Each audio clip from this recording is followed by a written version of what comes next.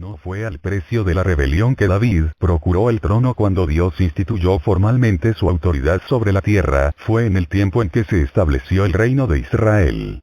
Los israelitas, habiendo entrado en Canaán, le pidieron un rey a Dios. Entonces Dios le encomendó a Samuel que ungiera a Saúl como el primer rey. Saúl fue escogido y establecido por Dios para que fuera su autoridad delegada. Desgraciadamente, una vez que fue rey desobedeció la autoridad de Dios hasta el punto de procurar destruirla. Perdonó al rey de los amalecitas y a lo mejor de las ovejas, bueyes, animales engordados y corderos, y a todo lo bueno. Como esto se hizo en desobediencia a la palabra de Dios, el Señor rechazó a Saúl y ungió a David. Sin embargo, David era todavía un hombre que estaba bajo la autoridad de Saúl. Él estaba entre la gente de Saúl, formaba parte de su ejército y posteriormente fue escogido por yerno suyo. Por lo tanto, ambos eran ungidos. Pero entonces Saúl procuró muchas veces matar a David. Israel tenía 2 reyes. El rey rechazado estaba todavía en el trono. El escogido aún no había ascendido. David estaba en una posición muy difícil. Saúl salió a buscar a David al desierto de Engadi. Durante el viaje se metió en una cueva en cuyos rincones se hallaban sentados David y sus hombres. Estos le sugirieron a David que matara a Saúl, pero él resistió la tentación, porque no se atrevió a alzar su mano contra la autoridad. En cuanto al trono, ¿es que acaso David no era ungido por Dios? Y ya que estaba directamente involucrado en el plan y la voluntad de Dios, ¿podía alguien prohibirle ser rey? ¿Por qué, pues, no debía David ayudarse para hacerlo? ¿No sería acaso un buen paso ayudar a Dios a hacer su voluntad? Pero David creía firmemente que no podía matar a Saúl. Hacerlo sería rebelarse contra la autoridad de Dios, dado que todavía estaba la unción del Señor sobre Saúl. Aunque éste había sido rechazado, era, sin embargo, el ungido de Dios, uno a quien Dios había establecido.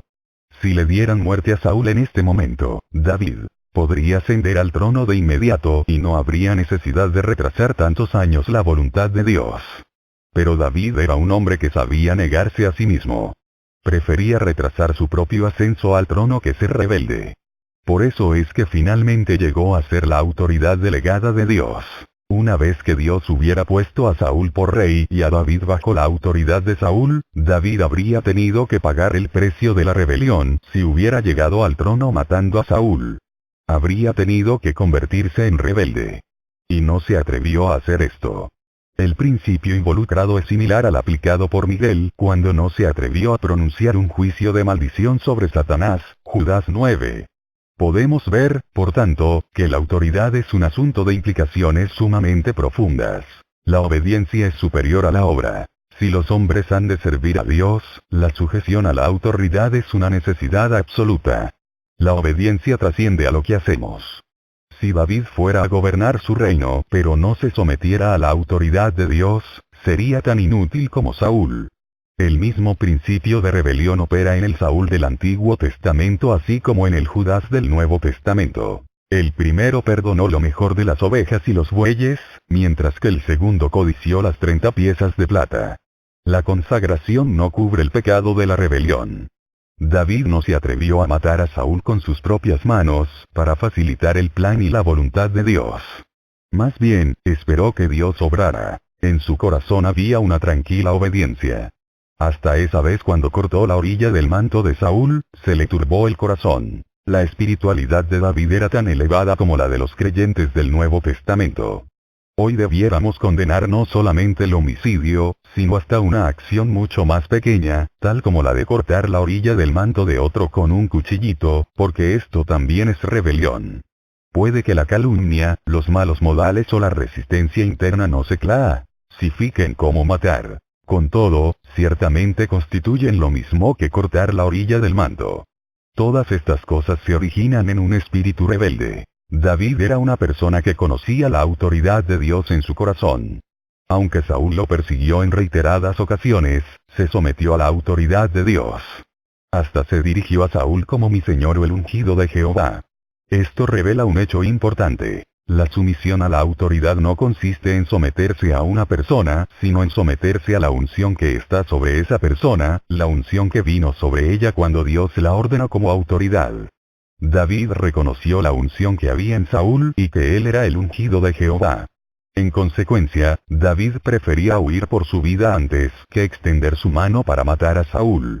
En verdad, Saúl desobedeció el mandamiento de Dios, por lo cual Dios lo rechazó. Sin embargo, esto fue entre Saúl y Dios. La responsabilidad de David ante Dios era someterse al ungido de Jehová. David mantuvo la autoridad de Dios. David apoyaba plenamente la autoridad de Dios. Es precisamente esta característica la que Dios desea recobrar. Una vez más, en el desierto de Zif, se presentó una ocasión similar a la de Engadi. Por segunda vez vino la tentación de matar a Saúl. Este yacía dormido y David se abrió paso hasta su campamento. Abisai quería matar a Saúl, pero David se lo prohibió y le contestó con un juramento. ¿Quién extenderá su mano contra el ungido de Jehová, y será inocente? L de Samuel 26, 9. Por segunda vez, David perdonó a Saúl. Solamente se llevó la lanza y la vasija del agua que estaban a la cabecera de Saúl. Esto fue algo mucho mejor con respecto al caso anterior, porque esta vez David tocó solamente cosas que estaban aparte del cuerpo de Saúl, no algo que estuviera sobre su cuerpo.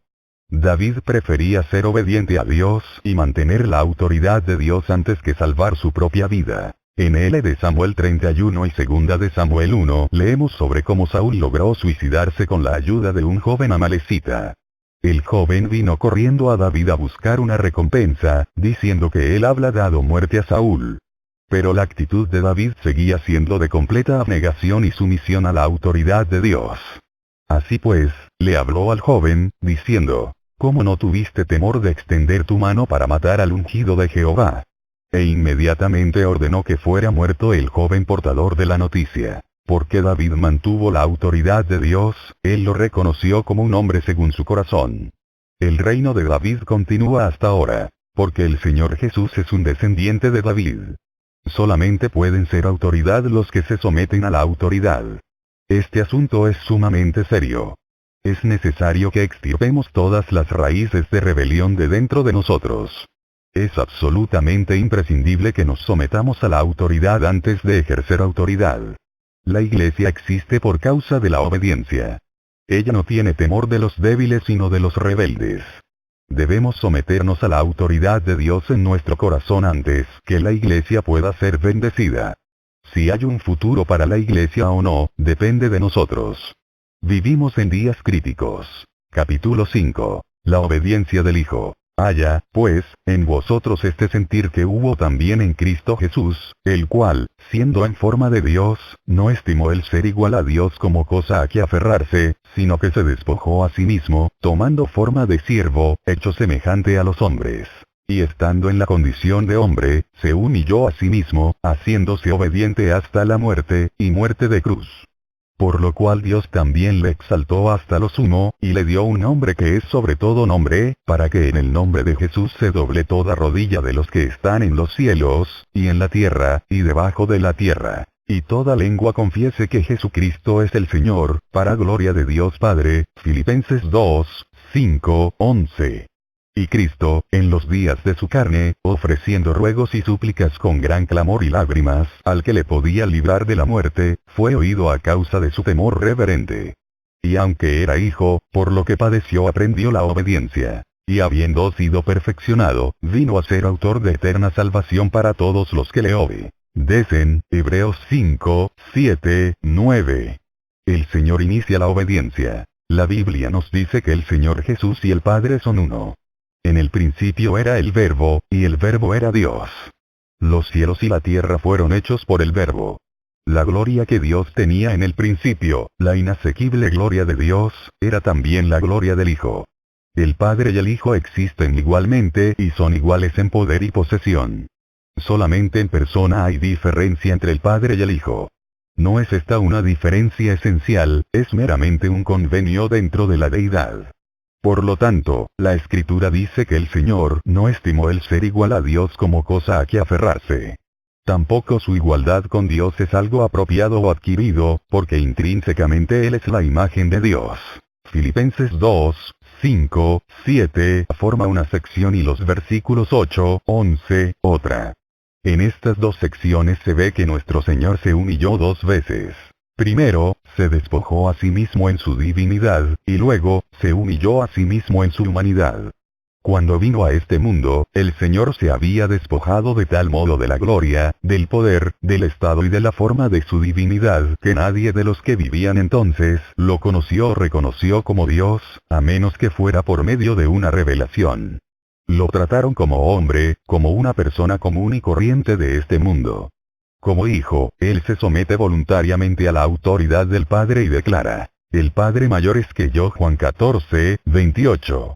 Así pues, hay perfecta armonía en la deidad. Gustosamente el Padre toma el lugar de la cabeza y el Hijo responde con obediencia. Dios viene a ser el emblema de la autoridad, mientras que Cristo adopta el símbolo de la obediencia. Para nosotros, los hombres, ser obedientes debiera ser sencillo, porque todo lo que necesitamos no es más que un poco de humildad. Pero para Cristo el ser obediente no es una cosa tan sencilla. Para Él es mucho más difícil ser obediente que crear los cielos y la tierra.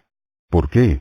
Porque tiene que despojarse de toda la gloria y poder de su divinidad y tomar forma de siervo antes de estar calificado para obedecer.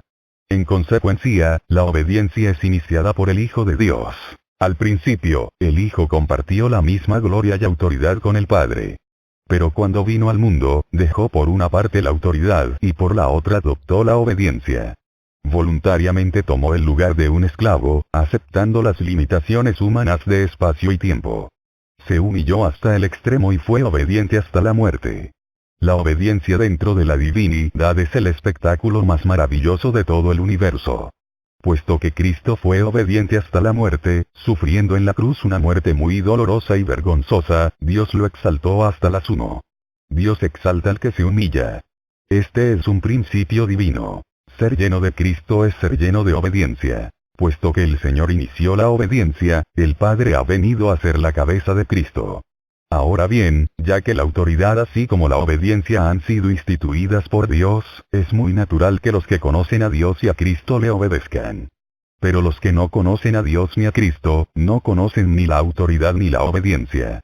Cristo es el principio de la obediencia. Por consiguiente, una persona llena de Cristo debe ser también una persona llena de obediencia. En nuestros días es frecuente que la gente pregunte: ¿por qué debo obedecer? Ya que tanto usted como yo somos hermanos, ¿por qué tengo que obedecerle? Pero los hombres no están calificados para hacer preguntas como estas. Solamente el Señor está calificado.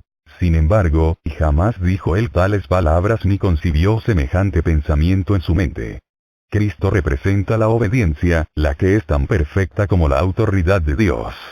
Que Dios tenga misericordia de los que afirman conocer la autoridad cuando la obediencia todavía está ausente de sus vidas. El camino del Señor. En cuanto a la deidad, el Hijo y el Padre son recíprocamente iguales. Pero el hecho de que el Hijo sea el Señor, se lo concedió Dios como recompensa. El Señor Jesucristo fue hecho Señor solo después de renunciar a sí mismo. Su deidad se deriva de lo que Él es, porque el ser Dios es su naturaleza inherente. Pero el ser Señor se deriva de lo que hizo. Dios lo exaltó y recompensó con el señorío tan solo después de dejar su gloria y de mantener el perfecto papel de la obediencia. En cuanto a sí mismo, el Señor Jesucristo es Dios. En cuanto a la recompensa, es Señor. Originalmente, su señorío no existía en la deidad. El pasaje de Filipenses 2 es muy difícil de explicar, porque, además de ser muy sagrado, es sumamente controvertible. Quitémonos el calzado y parémonos en suelo santo mientras analizamos esta parte de la escritura.